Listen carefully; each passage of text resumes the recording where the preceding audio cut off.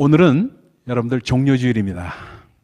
오늘을 기점으로 해서 고난주간의 전체적인 그림을 보면은 주님께서요, 밥베개라 새끼 나귀를 타고 입성하셔서 성전에서 뭐랬냐면 상행위를 하고 있는 그 머천트, 그 상사치들을 몰아내시면서 성전을 청소하시고, 그러자 그 다음에 나타난 게 종교지도자이기 시작합니다. 그들은 결탁해서 상행위 하는 사람들과 결탁해서 그걸 뭐라 그러죠? 커미션을 했으니까 아주 못마땅. 근데 6월절에는 예루살렘에서 너무 많은 사람들이 운집하니까 그때는 밀란이 일어날 수 있다, 데모가 발생하면 안 되니까 그때는 피하고 이유로 하자 하고 음모를 꾸민 날이 화요일입니다. 화요일날 그걸 했어요. 그리고는 목요일, 즉 6월절입니다. 즉 양을 잡는 명절날이었습니다. 목요일에는 주님은 제자들과 함께 다락방에서 마지막 만찬을 베푸시고 감람산으로 가십니다. 그래서 겟세마네 동산, 감람산에 겟세마네 동산이 있습니다. 겟세마네 동산에서 땀방울이 핏방울이 되도록 기도하신 후에 드디어 민병들을 몰고 온 제사장들, 그들에게 체포되어서 빌라도 법정으로 인계가 됩니다. 거기서 서세요. 그리고 금요일 오후 시간에 십자가에 달리신 것입니다. 그게 지금 이번 주간에 일어날 일들입니다. 우리가 읽은 오늘 본문 말씀은 예수님이 고난당하시고 마침내 십자가에 죽으신 금요일 현장의 모습을 우리에게 생생하게 보여주고 있습니다. 군중들은 예수를 십자가에 못 박아 죽이라고 아우성을 칩니다. 총독 빌라도는 이 여론에 굴복하고 맙니다. 바라바를 살릴 거냐, 예수라는 자를 살릴 거냐 하면서 물어보니까 바라바를 살리시오, 예수를 죽이시오 하고 얘기했던 군중들이었습니다. 거기 굴복을 합니다. 예수님을 그 다음에 채찍질하고 십자가에 못 박도록 넘겨줍니다. 현장에 모여있던 로마 병정들, 군중들, 그리고 당시 종교 지도자들이 계속해서 예수님을 괴롭히고 있었습니다. 채찍에 맞으셨다. 이 Passion of Christ라는 그러한 영화가 그렇게 느낌이 크질 않았었습니다. 그만큼 미디어의 역할이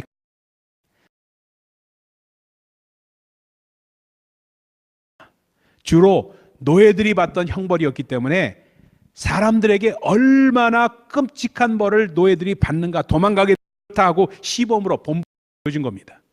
그래서 로마 채찍 끝에 뭐가 있었냐면 납덩이를 달았어요. 그래서 양쪽에서 번갈아서 채찍을 내려치고 납덩이는 살에 박혀서 올릴 때 같이 살을 뜯어냈습니다. 그러다 보니까 선지하고 뼈가 드러나는 처참한 형벌을 우리 주님께서 당하셨습니다. 이런 끔찍한 형벌 후에 예수님을 끌고 와서 가시로 만든 왕관을 씌워놓고 조롱을 합니다. 300명이나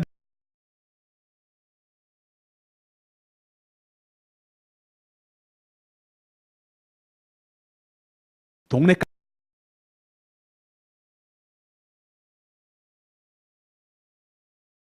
뭐 일진이다 뭐다 해가 왕들 막 지나가게끔 하고 하죠. 셔틀빵이라고 그 빵 셔틀이라고 얘기한다는데 여러분 들어보셨는지 모르겠습니다. 빵 심부름 시키면서 셔틀 버스처럼 왔다 갔다 하는 애들을 빵 셔틀이라고 그러는데요. 그때 모욕할 때 양쪽으로 서서 그 사이로 기어서 지나가게 하는 것과 같은 형국을 지금 벌이고 있었습니다. 주님께 쥐어주었던 갈대를, 이 갈대예요. 여러분 들었던 갈대입니다. 그래서 여러분 들으라 하시는 겁니다. 이를 빼앗아서 머리를 칩니다. 이걸로. 주님의 머리에 피가 흐르고 범벅이 됩니다. 피범벅이 돼요. 그 앞에 무릎을 꿇고 앉아서 비웃으며 빈정댑니다.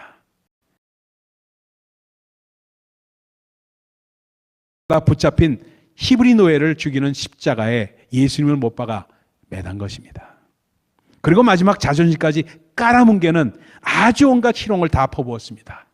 지나가는 구경들조차도 머리를 흔들면서 모욕을 합니다. 네가 하나님의 아들이거든 십자가에서 내려오라. 대제사장들도 서기관들도 장로들도 가만히 있질 않았습니다. 지금 에서 그러면 우리가 믿겠노라. 그 괴로움과 말없이 다 견디고 계셨습니다. 그러니까 십자가형은 고통스럽기 때문에 진통제 역할을 하는 쓸개탄 포도주를 마시게 합니다. 쓸개탄 그거를 갖다가 갈대 꽂아가지고요. 그래가지고 이렇게 십자가에다 올린 겁니다. 그러나 우리 주님은 그것마저도 거절하시고 스스로 온갖 고통을 당하고 계셨습니다. 우리 주님은 하나님이시기 때문에 이런 고통을 초인적으로 아무렇지도 않게 견뎌낸 것이 아니었습니다, 여러분. 그 고통이 얼마나 극심했던지 십자가에 달린 채 우리 주님 절규하시지 않으세요?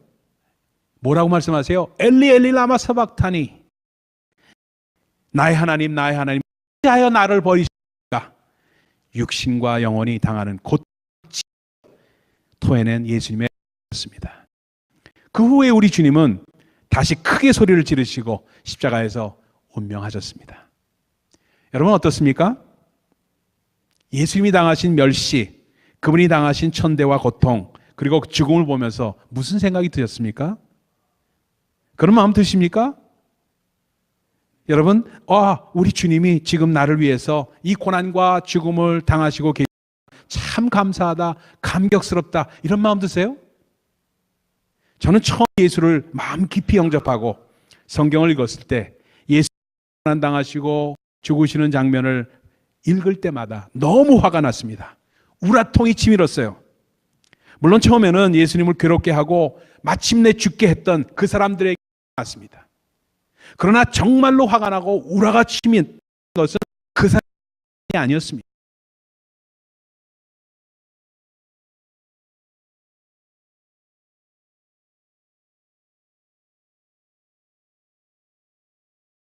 매달려 계시다는 사실이 너무너무 화가 났습니다.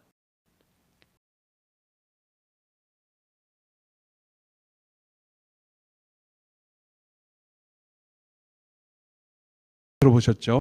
그가 중국에 갔을 때 이야기였습니다. 그가 중국 군대에 간첩 혐의로 체포됩니다. 체포된 이후에 우여곡절 끝에 징기스칸 앞에 가서, 원나라 때니까요, 징기스칸 자신의 신원을 호소하고 복음을 증거할 기회를 가졌다고 합니다. 마르코 폴로는 아마 바로 그때 우리 주님의 십자가에 달려 돌아가셨던 이야기를 했다고 합니다. 바로 고난주나간의 이야기를 하면서 예수께서 배반당하시고 채찍에 맞으시고 마침내 십자가에 달리신 이야기를 하자 그 말을 들었던 징기스칸이 격정을 이기지 못하고 격앙된 음성으로 마르코 폴로에게 물었다고 합니다. 이게 역사의 기록에 남아 있어요. 그래서 기독교의 하나님이 그 예수를 구해 주었느냐? 군대를 보내서 그 자기 아들을 그따위로 대우하는 놈들을 결단 내었느냐? 하고 소리 지르면서 물었다고 역사는 기록하고 있습니다. 십자가에 달려 돌아가셨다고 그렇게 말을 하니까 마르코 폴로가 못내 실망해서 더 이상 십자가 사건에선 관심조차 가지지 않았다고 하는 전설적인 스토리를 역사는 기록하고 있습니다. 마르코 폴로가 어떻게 지혜롭게 대화를 했는지 몰라도 자신의 목숨만을 구했던 것으로 봐서 아마도 잘 갈무리를 했던 모양입니다. 그리고는 중국의 쿡으로 체류하다가 후에 이태리로 가서 중국 국수를 이태리에 접목해서 소개한 것이 지금도 우리가 먹고 있는 스파게티입니다. 로마 병정들이 그때 입을 놀립니다. 예를 하며 가로대라고 말합니다. 이 말 무슨 얘기냐면 조롱하듯이 예절을 갖추었다는 말입니다. 유대인의 왕이여 평안할지어다.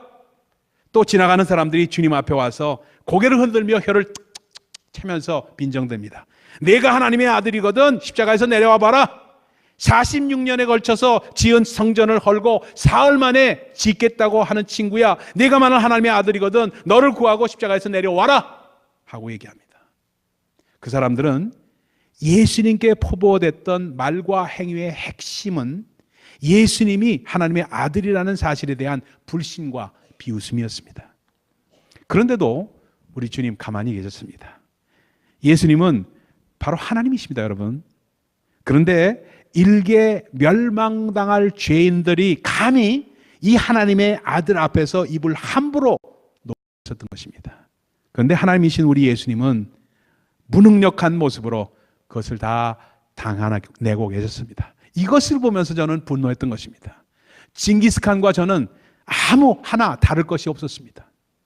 우라통이 치밀었습니다. 예수님, 주님은 하나님의 아들이신데 이따위 죄인들이 감히 당신을 능욕하고 있는데 하나님의 능력을 나타내셔야 되지 않습니까? 십자가에서 죽지 말라는 말씀이 아닙니다. 보란 듯이 한 번만 잠깐 내려오셔서 예수님이 하나님의 아들이라는 사실을 증명해 주시면 안 됩니까? 그래서 이 인간들이 다시는 건방을 떨지 못하도록 하시고요. 다시 올라가셔서 죽으시면 되지 않습니까?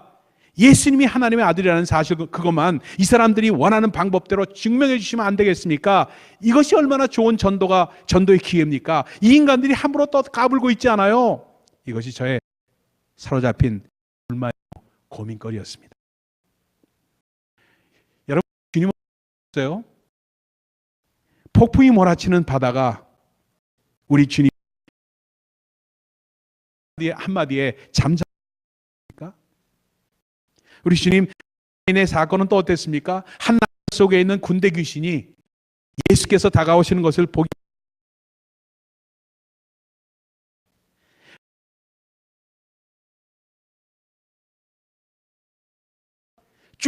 죽어서 썩은 냄새가 나는 송장을 명하여서 일으키셨던 분, 그분이 주님이 사건들이 다 고난주가 있기 불과 전에 우리 주님께서 보이셨던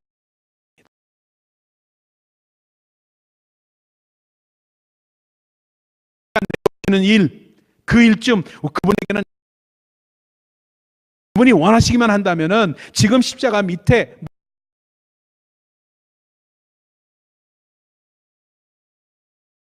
하의 바다에 몽땅 빠뜨릴 수 있는 그런 분이셨습니다. 것을 베드로에게 말씀하신 바 있었습니다. 베드로가 예수님을 잡아러 온 대제사장의 종 말고의 귀를 칼로 내려치니까 그 잘린 귀를 다시 붙여주시는 우리 주님이셨습니다. 그리고 베드로를 나무르셨어요. 너는 내게 구하여 지금 12여 되는 보내시게 할 수 없다.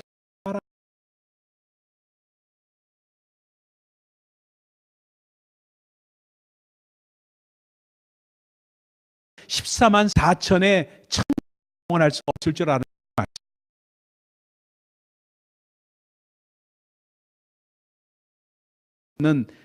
무리들을 이게 알 건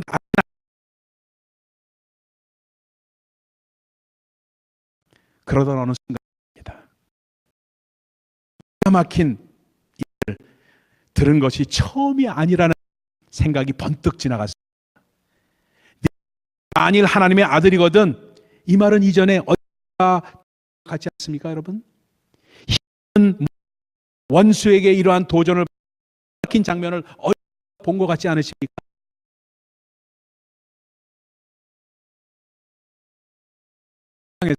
세례 시고 사단에게 시험을 받으셨습니다. 그때 시험이 어떠했습니까, 여러분? 내가 만일 하나님의 아들이거든 명하여 이 돌들로 명하여 떡덩이가 되게 하라. 네가 만일 하나님의 아들이거든 성전 꼭대기에서 뛰어내려라. 어쩌면 그렇게 말도 똑같고 장면도 똑같은지 모르겠습니다. 예수님은 자신에게 도전하고 있는 사단에게 주 너의 하나님을 시험하지 말면서 사단의 시험을 말씀으로 이기셨습니다. 예수님 사단의 조건들을 충격시켜 주십니다. 사단의 조건을 오히려 말씀으로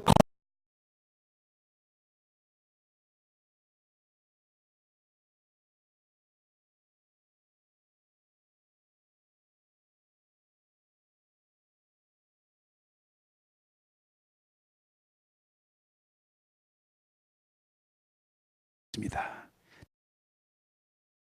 억울하죠. 우리가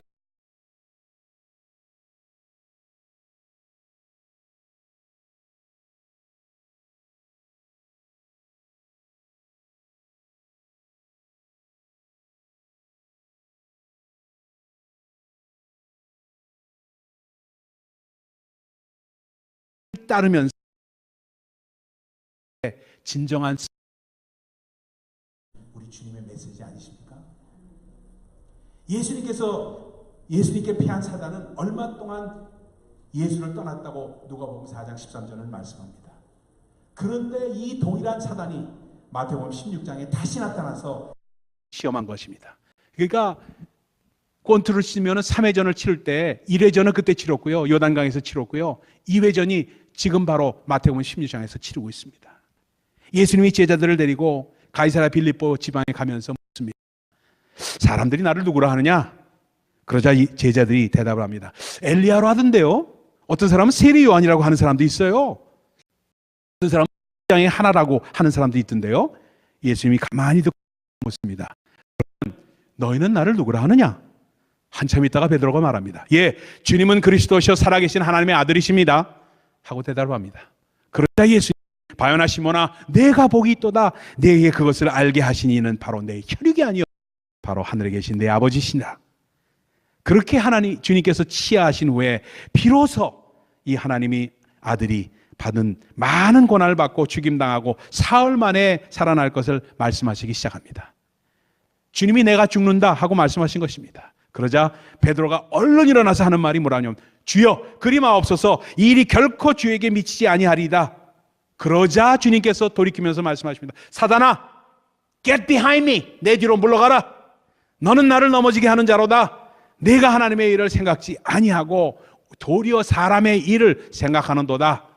그러니까 베드로가 한 말이 뭐냐? 주님은 하나님의 아들이신데 어찌 그런 일이 일어날 수 있겠습니까? 주님의 마음을 그렇게 가지지 마십시오. 이 일은 결코 주님께 일어나지 않겠습니다. 이 말은 결국 이렇게 재해석할 수 있습니다. 만일 내가 하나님의 아들이거든 죽지 말라. 그러자 우리 주님은 그것을 보시고, 사단아, 내 뒤로 물러가라. 너는 나를 넘어지게 하는 자로다 하고 공박하신 것입니다. 이게 바로 라운드 2, 2회전입니다.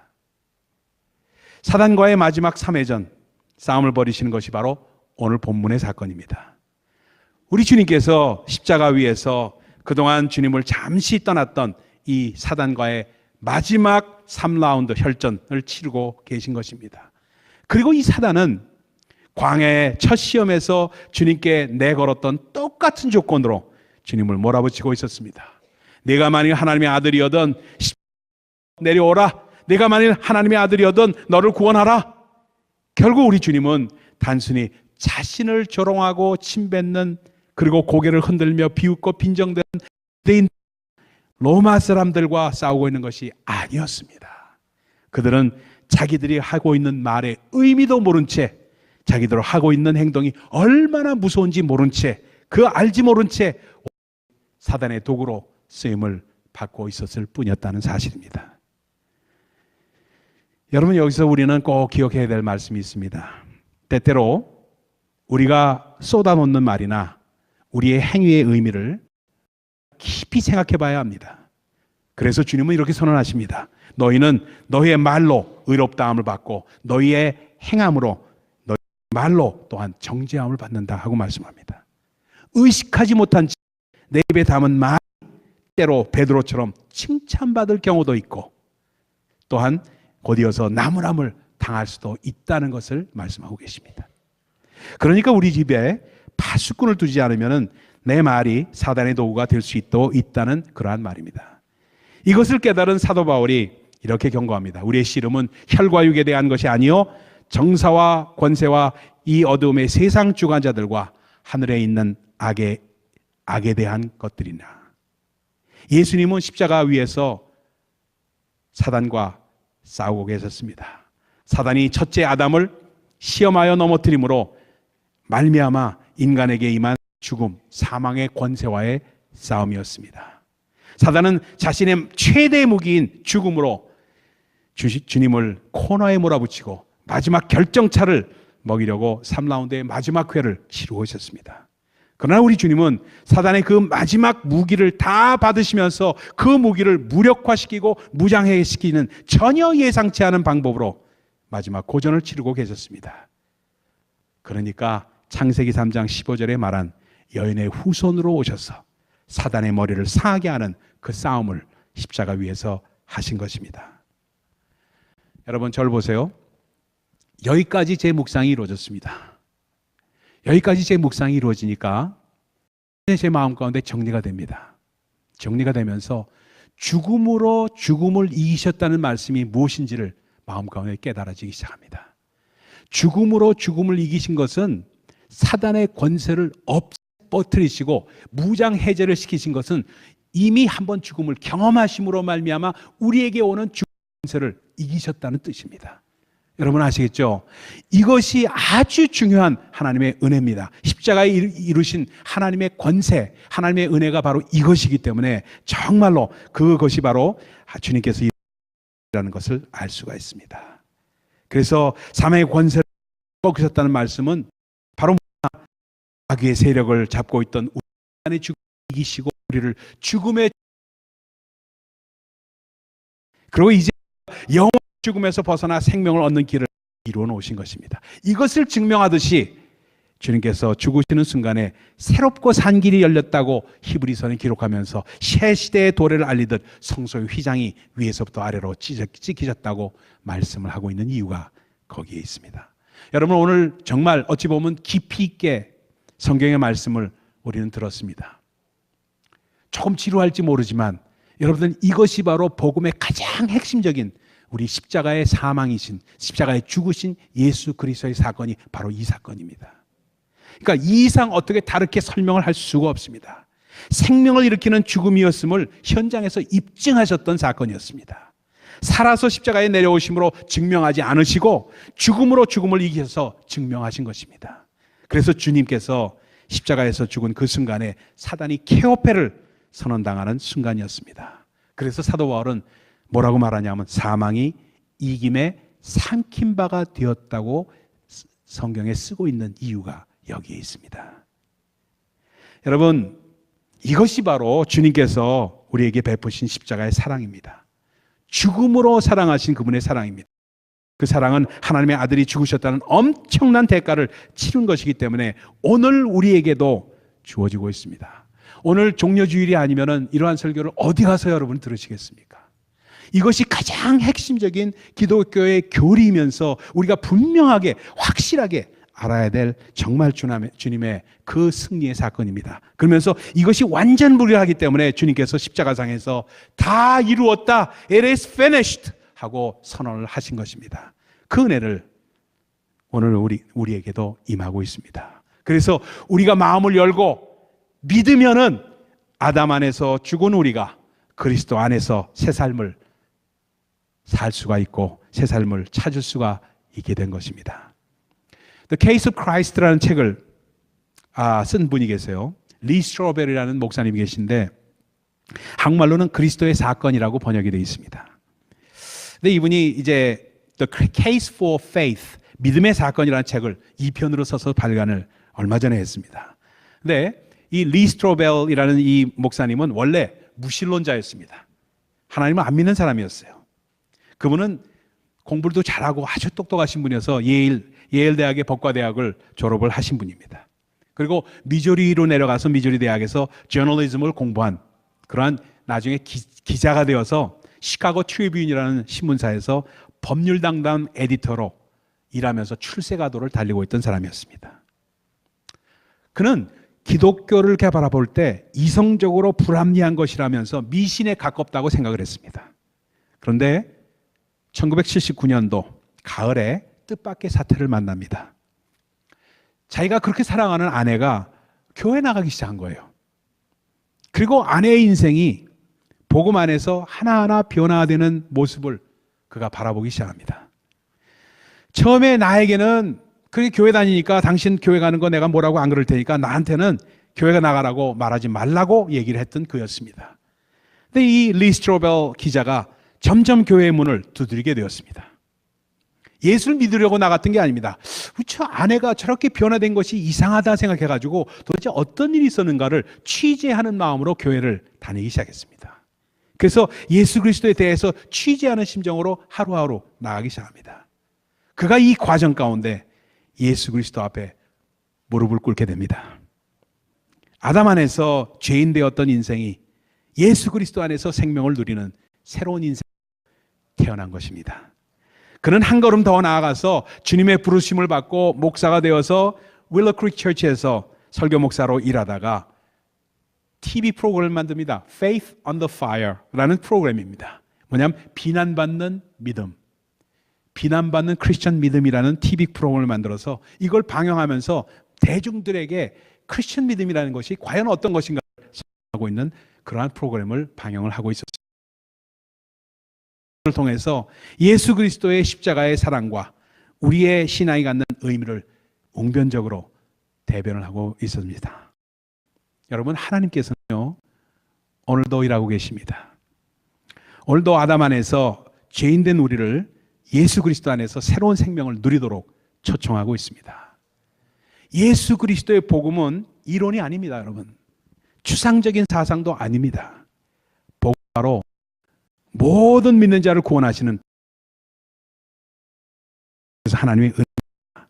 왜냐하면은 십자가의 죽으심으로 우리의 죽음을 이기셨기 때문입니다. 그래서 제가 제 말씀을 조금 할게요. 저도 예수를 믿는 가정에서 태어나긴 했지만 교회도 잘 안 다녔어요, 솔직히. 교회도 안 다니고 그냥 껄렁껄렁하게 다녔습니다. 어렸을 때 주일학교만 다녔을 뿐이지 실질적으로 교회를 잘 안 다녔습니다. 그러던 사람이었어요. 그리고 참 고생도 많이 했어요. 저희 집이 너무나도 어렵게 되는 바람에 참 고생도 많이 했던 사람이었습니다. 그러다 보니까 더더욱 하나님으로 더 멀리 갔다고 해도 과언이 아니었습니다. 그런데 왜 그랬냐면 저희 형님이 군대 가서 죽었죠. 저희 큰 누님이 저희 누님이 저희 둘째 형님이 셋째 형님이 자살을 했죠. 그리고 또 저희 누님은 정신병에 걸려서 25년을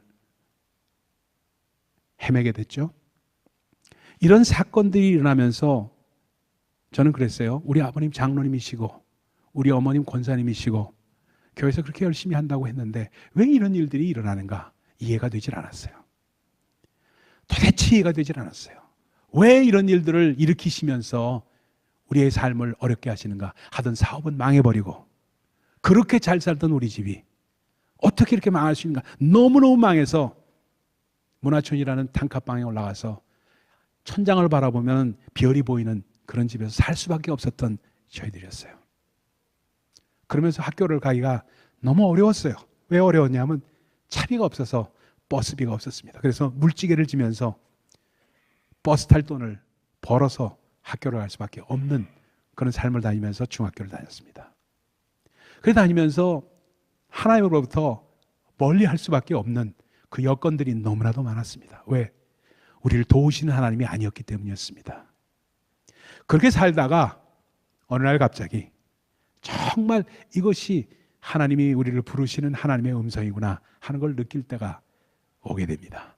오게 되면서 우리 형님이 죽었던 사건을 재조명하게 되고 우리 형님이 자살했던 사건도 재조명하게 되고 우리 누님이 정신병을 걸릴 수밖에 없었던 사건을 재조명하고 재해석하게 되고 그리고 하나님이 어떻게 우리에게 은혜를 베푸셨는가를 다시 한번 하나님의 시각으로 바라보는 은혜를 저에게 허락을 하셨습니다. 그래서 하나님 앞에 나온 접니다. 저는요,